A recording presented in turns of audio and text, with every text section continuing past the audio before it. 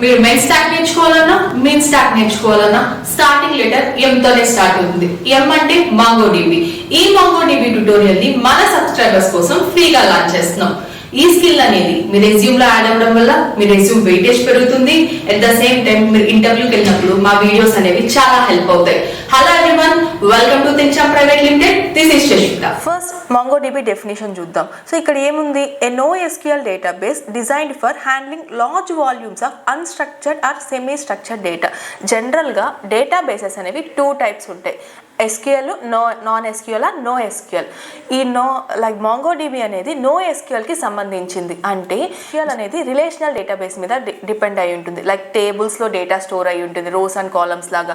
కానీ NoSQL అనేది documents completely JSON మీద డిపెండ్ అయి ఉంటుంది. కానీ ఒక టేబుల్స్ అని ఒక స్ట్రక్చర్డ్ వేలో అయితే ఉండదు. అందుకే ఇది అన్స్ట్రక్చర్డ్ అండ్ సెమీ స్ట్రక్చర్డ్ డేటాని మాత్రమే స్టోర్ చేసుకుంటుంది. స్ట్రక్చర్లో డేటాని స్టోర్ చేసుకోవాలంటే మాత్రం ఖచ్చితంగా మనం SQLకి వెళ్తాము. అన్స్ట్రక్చర్డ్ అండ్ సెమీ స్ట్రక్చర్డ్ డేటాని స్టోర్ చేసుకోవాలంటే NoSQLని ప్రిఫర్ చేస్తాం.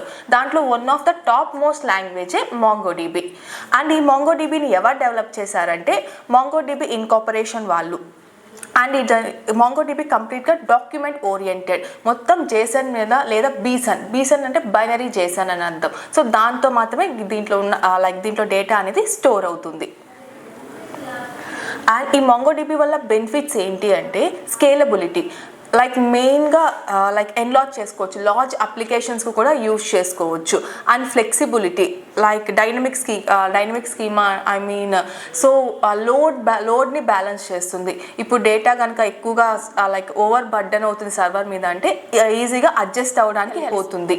అదే నార్మల్ SQL వల్ల అయితే పాసిబుల్ కాదు స్ట్రక్చర్డ్గా. సో ఈ నో స్ట్రక్చర్డ్ సైడ్కి వెళ్ళాలంటే హ్యూజ్ అమౌంట్ ఆఫ్ డేటాని హ్యాండిల్ చేయాలి అనుకున్నప్పుడు మాత్రమే NoSQLని ప్రిఫర్ చేస్తాం. అండ్ దీంట్లో పర్ఫార్మెన్స్ అనేది SQLతో పోలిస్తే ఎక్కువ స్పీడ్లో ఉంటుంది. అందుకే మోర్ అప్లికేషన్స్ ప్రెజెంట్ అన్ని MongoDB మీద డిపెండ్ అయి ఉంటాయి. రియల్ టైమ్ అప్లికేషన్స్ వచ్చేసి మొబైల్ యాప్స్ కానీ IoT సొల్యూషన్స్ IoT సెన్సార్కి సంబంధించినవన్నీ MongoDB మీద డిపెండ్ అవుతున్నాయి. Next key features. So key ఫీచర్స్లో first one document storage. As before నేను చెప్పినట్టుగా JSON మీద డిపెండ్ అవుతుంది. కంప్లీట్గా కీ వాల్యూ పేర్స్లో ఉంటుంది. ఏదో JSON కానీ బీసన్ ఫార్మాట్లోనే ఉంటుంది. హై స్కేలబిలిటీ, ఇది కూడా మనం ప్రీవియస్గానే డిస్కస్ చేసాం.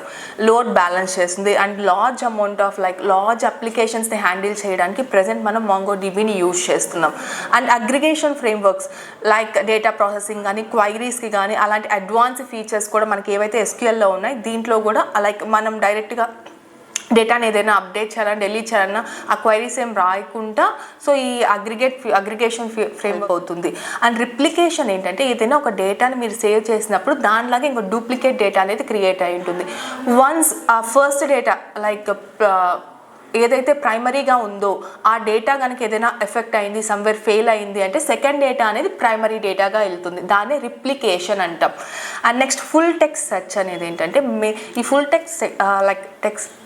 టెక్స్ట్ సెర్చ్ అనేది ప్రజెంట్ చాలా అడ్వాంటేజ్. ప్రజెంట్ వచ్చే అప్లికేషన్స్ కూడా ఎక్కువ యూజ్ చేస్తున్నారు. మెయిన్ రీజన్ ఏంటంటే సో మనం ఏదైనా సెర్చ్ చేయాలన్నా కానీ లేదా మనకి ఏదైనా పర్టికులర్ వర్డ్ ఏదైనా కావాలన్నా కానీ సో మనకి రెగ్యులర్ ఫంక్షన్స్ ఉన్నాయి. అలాంటి రెగ్యులర్ ఫంక్షన్స్ ఈ ఫుల్ టెక్స్ట్ సెర్చ్లో ఉన్నాయి. మనకు MongoDBలో అవైలబుల్లో ఉన్నాయి. నెక్స్ట్ MongoDB అప్లికేషన్స్ కంటెంట్ సిస్టమ్స్లో కానీ రియల్ టైంలో కానీ గేమింగ్ ఇండస్ట్రీస్లో, internet of things as before చెప్పినట్టుగా ఇంటర్నెట్ ఆఫ్ థింగ్స్లో సెన్సార్స్లో కానీ ఏదైనా కామెంట్స్ కోసం యూజర్ని పోస్ట్ అలాంటి వాటికి కానీ హెల్త్ కేర్ హాస్పిటల్స్లో డేటాని మేనేజ్ చేయడానికి కానీ ఈ MongoDBని యూజ్ చేస్తాం. నెక్స్ట్ MongoDB వల్ల advantages flexibility. As I said before so దీన్ని ఫ్లెక్సిబుల్గా యూజ్ చేసుకోవచ్చు. ఇప్పుడు మీరు జనరల్గా మనకి SQLలో ఏం చేస్తాం, కొన్ని కాలమ్స్ క్రియేట్ చేస్తాం. టేబుల్ క్రియేట్ చేసేటప్పుడు ID, నేమ్, బ్రాంచ్ అలా ఒక 3 టేబుల్స్ కనుక 3 కాలమ్స్ కనుక క్రియేట్ చేస్తే నేను ఎంత డేటా ఎన్ని రోస్ ఇన్సర్ట్ చేసినా కానీ ఓన్లీ ఆ 3 కాలమ్స్లో మాత్రమే ఇన్సర్ట్ చేయగలను. అండ్ ప్రతి రోకి నేను కొత్త కాలమ్ని యాడ్ చేసుకోలేను.